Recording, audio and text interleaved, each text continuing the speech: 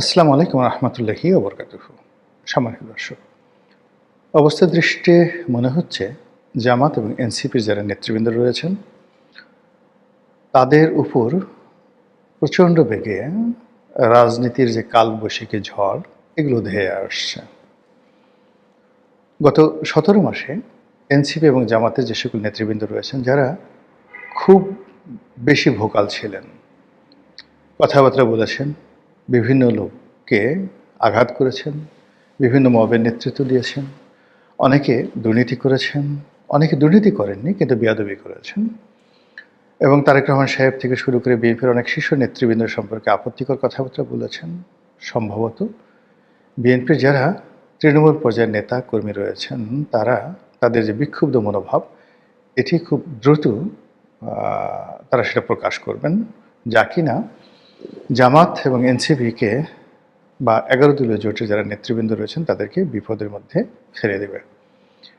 এখনও পর্যন্ত নতুন সরকার ক্ষমতা গ্রহণ করেনি, নতুন প্রধানমন্ত্রীর দায়িত্ব নেননি। এখনও ডক্টর মোহাম্মদ ইউনূস তিনি ক্ষমতায় রয়েছেন এবং ডক্টর মোহাম্মদ ইউনূসের উপর এখন পূর্ণ নিয়ন্ত্রণ রয়েছে জামাতের।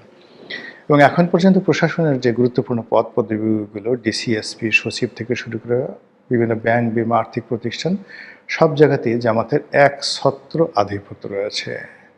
বিএনপি ক্ষমতা আসার পর প্রথম ৭ দিনের মধ্যে তাদের যে প্রাথমিক কাজ হবে এবং সবচেয়ে গুরুত্বপূর্ণ কাজ হবে এই জায়গাগুলোকে জামাতমুক্ত করার, এবং এই ব্যাপারে বিএনপির যারা লোকজন রয়েছেন এক চুল ছাড় দেবেন বলে আমার কাছে মনে হচ্ছে না। যে ব্যাংকগুলোতে পরিচালক রূপে, চেয়ারম্যান রূপে জামাতের লোকজন কাজ করছে, ইনক্লুডিং ইসলামী ব্যাংক, এবং নতুন যে ৫টি ইসলামী ব্যাংককে একত্র করা হলো, এখানে যাকে চেয়ারম্যান হিসেবে মনোনয়ন দেওয়া হয়েছে মতিউর রহমান চৌধুরী না, মতিউর রহমান নিজামী সাহেবের একসময় সেক্রেটারি ছিলেন নাইবুর রহমান, পরে সচিব হয়েছিলেন। উনি যখন কৃষিমন্ত্রী ছিলেন তখন ওনার প্রাইভেট সেক্রেটারি ছিলেন পিএস, পরে তিনি সচিব হয়েছিলেন। অত্যন্ত মেধাবী, সৎ এবং আমাদের ওই দক্ষিণাঞ্চলের মানুষ। আমার সঙ্গে তার একবার দুবার কথাবার্তা হয়েছে। ভালো লেখক, গবেষক, সব ঠিক আছে, জামাতের স্ট্যান্ডার্ডের হাইয়েস্ট একজন মানুষ। কিন্তু এই ভদ্রলোককে আমার কাছে মনে হচ্ছে না যে তাকে এই ৫টি যে নতুন ব্যাংকে একত্র করে সম্মিলিত ইসলামী ব্যাংক নাম দেওয়া হয়েছে সেই ব্যাংকের যে পরিচালনা পরিষদের যে চেয়ারম্যান সেই পদে তাকে রাখা হবে। এমনকি এই মুহূর্তে জামাতের যে একছত্র আধিপত্য রয়েছে ইসলামী ব্যাংকে সম্ভবত সেটা থাকবে না, এবং এখানে এস আলম সরাসরি না এলেও এস আলমের আশীর্বাদ পুষ্ট লোকজন আবার বোর্ড অফ ডিরেক্টরসে ঢুকে যাবে এবং তাদের মধ্য থেকে চেয়ারম্যান নির্বাচিত হবে, এটা নিশ্চিত বলা যাচ্ছে। এবং এই আর্থিক প্রতিষ্ঠানটি, যেটা কিনা বাংলাদেশের গর্ব, এবং ইসলামী ব্যাংকের যত কর্মকাণ্ড, যত লেনদেন যা কিছু আছে এগুলো জামাত রিলেটেড, জামাতের আইডিওলজির সঙ্গে যায়, এবং জামাতের সঙ্গে থাকার কারণেই এই ব্যাংকটি ভালো করেছে এবং এই ব্যাংকটি এখনও পর্যন্ত টিকে রয়েছে এবং অন্য কোনো ব্যাংকগুলোর মতো সেটি দেউলিয়া হয়নি। তো সেখানেও রাজনীতির যে থাবা আওয়ামী লীগ জমানার মতো সেটা পড়ার আশঙ্কা দেখা দিয়েছে নানা কারণে। আপনারা জানেন যে গত ১৭ মাসে বেশ কয়েকবার অ্যাটেম্প নেওয়া হয়েছে ইসলামী ব্যাংকের দখল নেওয়ার জন্য, এবং এটা নিয়ে গোলাগুলি হয়েছে। তো যখন ক্ষমতা ছিলেন তখন যদি এই অবস্থা হয়, এখন ক্ষমতা লাভ করার পরে এটা হবে না এটা বলা যাচ্ছে না। দ্বিতীয়ত হলো যে টাকা এত শক্তিশালী, টাকা যাদের কাছে আছে তারা নিজেদেরকে সবচেয়ে বেশি সেলিব্রিটি মনে করে। এখন এস আলম তিনি বাংলাদেশে যত টাকাই লুটপাট করেন না কেন, তিনি সিঙ্গাপুরে এখন রাজার হালে আছেন। কাউকে ২-৪ কোটি টাকা নয়, ২-৪০০ কোটি টাকা দেওয়া, ২-৪ হাজার কোটি টাকা দেওয়া তার জন্য কোনো সমস্যা নয়। ফলে তার ব্যবসা ফিরে পেতে, তার অধিকার রক্ষা করতে তিনি ওই আওয়ামী লীগের পরিবর্তে বিএনপি লোকের সঙ্গেই দহরম মহরম করার সম্পর্ক চেষ্টা করবেন, এবং তার বাড়ি যেহেতু চট্টগ্রামে এবং বিএনপি সরকারের সবচেয়ে গুরুত্বপূর্ণ লোকগুলো থাকবেন চট্টগ্রাম অঞ্চলের, এবং তারেক রহমান সাহেবের আশেপাশে যত ঘনিষ্ঠ লোক আছেন সবার সঙ্গেই এস আলম সাহেবের মামা ভাগিনার সম্পর্ক, চাচা ভাতিজার সম্পর্ক, শালা দুলাভাইয়ের সম্পর্ক এবং বন্ধুর মতো সম্পর্ক, হরিহরাত্মা। কাজে এস আলমকে যারা এই গত ১৭ মাসে ঠকিয়েছে তার অপরাধগুলোর ব্যাপারে আমি কোনো কথা বললি না, তাকে যারা বঞ্চিত করেছে তারা এই বিএনপির ক্ষমতার এই সময়টিতে কোনো অবস্থাতে স্বস্তিতে থাকবেন না। ইসলামী ব্যাংক এমনকি তিনি যে ২১ টেলিভিশন কিনে নিয়েছিলেন। তো ২১ টেলিভিশনের যিনি মালিক সালাম সাহেব, তাকে এসালম মূলত এসালম করেনি, তখন ডিজিএফআই মূলত তাকে সেখান থেকে মানে তাকে জেলে নেওয়া হলো, তার মালিকানা ছিনিয়ে নেওয়া হলো এবং ওখানে এসালমকে বসিয়ে দেওয়া হলো। তো শেখ হাসিনার পতনের সঙ্গে সঙ্গে আবার সালাম সাহেব ২১ টেলিভিশনের দখল নিয়ে নিল। কিন্তু ওই যে বললাম যে এসালামের লোকজন প্রেতাত্মাগুলো তো এখনও ঘুরে বেড়াচ্ছে।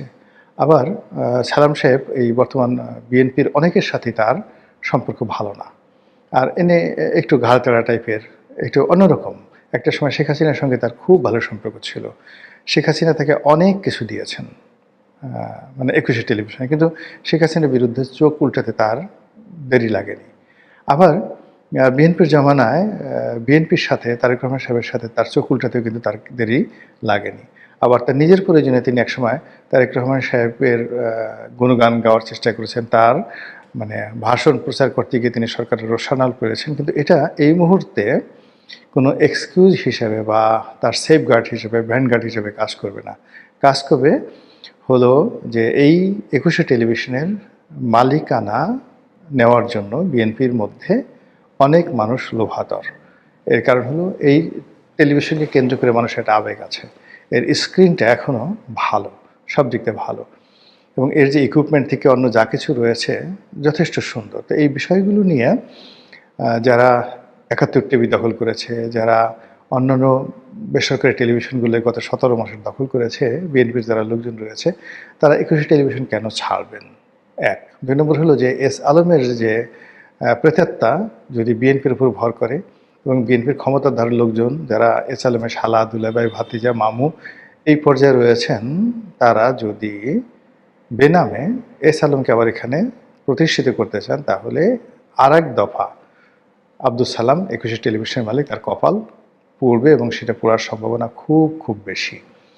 এনিওয়ে এই জিনিসগুলো ঘটতে যাচ্ছে এবং এই জিনিসগুলো আলটিমেটলি শুরু হয়ে গেছে ব্যাংক পাড়ায়, বিমা পাড়ায়, সরকারি অফিস আদালতে, এবং যারা গত ১৭ মাসে জামাতের লোক হিসেবে প্রথম দফা যারা হেলে দুলে ছিলেন, আবার যারা গুপ্ত হিসেবে টাকা দিয়ে বিএনপির নাম লিখিয়েছেন। একজন মানে সরকারি অফিসের খুব বড় কর্তা, তো তিনি আমাকে বলছিলেন, আজকেই বলছিলেন যে বড় বড় পদ পদবিগুলোতে যখন লটারি হলো বা নিয়োগ হলো, তো যারা জামাতের লোক তারা তো জামাতি কোঠায় যোগ্যতায় তারা নিয়োগ পেয়ে গেল অলমোস্ট 50%।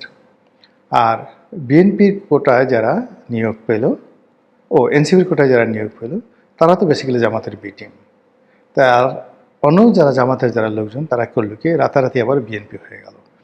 বিএনপি হয়ে তারা বিএনপির যারা এই ভাগ বাটোয়ারা করছিল, তারা সেখানে টাকা পয়সা দিল, ১০ লাখ, ২০ লাখ, ৫০ লাখ, যখন যে দরকার দিয়ে তারা ওই বিএনপির লোক হয়ে টাকা দিয়ে ঢুকলো, কিন্তু জামাতের লোক। তাহলে দেখুন প্রশাসনের যে লোকগুলো আছে, এক গ্রুপ এনসিপি নাম ধরে আছে, এক গ্রুপ জামাতের লোক ধরে আছে, আর এক গ্রুপ বিএনপির নাম ধরে আছে, কিন্তু বেসিক্যালি জামাতের লোক। তো এখানে আসলে রিয়েল বিএনপি পাওয়াটা ভেরি টাফ ব্যাপার। তো সেই দিক থেকে লোম যদি বাঁচতে চায়, কম্বল উজাড় হয়ে যাবে। তো প্রশাসনে এরকম যারা জামাতি কর্মকর্তা রয়েছেন, কর্মচারী রয়েছেন, তারা আতঙ্কের মধ্যে আছেন। তাদেরকে চাকরি থেকে বাদ দেওয়া না হলেও তাদেরকে প্রাইস পোস্টিং থেকে দূরে সরিয়ে অগুরুত্বপূর্ণ স্থানে দেওয়া হবে, এরকম একটা আতঙ্ক তৈরি হয়েছে, এবং যেটা কিনা আইন শৃঙ্খলা থেকে শুরু করে দেশের টোটাল যে আমলাতান্ত্রিক কর্মকাণ্ড রয়েছে সেই কর্মকাণ্ডে স্থবিরতা আনবে। গত ১৭ মাসে ইউনূস সরকার বেশ কিছু গুরুত্বপূর্ণ সংস্কার করেছেন, বিশেষ করে রাজস্ব খাতে, এনবিআরে, এবং এটা আইএমএফের পরামর্শ অনুযায়ী করা হয়েছে। আইএমএফ বহু বছর ধরে যে জিনিসগুলো রাজনৈতিক সরকারের মাধ্যমে করার চেষ্টা করেছিল, তারা ব্যর্থ হয়ে সেটা এই ইউনূস সরকারকে দিয়ে করিয়ে নিয়েছেন। বলা হচ্ছে এটা দীর্ঘমেয়াদে ভালো, আমাদের যারা করদাতা তাদের জন্য ভালো। এর কারণ হলো একই ব্যক্তি যিনি বিচারক আবার তিনি পুলিশ, এটা ভালো নয়। পুলিশের ম্যাজিস্ট্রেসি পাওয়ার এবং গুলি করার যে ক্ষমতা, দুটো যদি এক হাতে থাকে, তাহলে এখানে যে ভয়ঙ্কর অবস্থা তৈরি হয়, এখন আমাদের রাজস্ব ব্যবস্থায় ঠিক একই অবস্থা হয়েছে। যেমন ধরুন একজন কর কমিশনার, তো তিনি কর কর কমিশনার কর আদায় করছেন, আয়কর আদায় করছেন। আবার সেই আয়কর মকুব করা, নতুন করে কর আরোপ করা, এই পুরো ক্ষমতাটি তার হাতে। কম্পোজিট। তো ফলে কি হলো, যে কর্মকর্তা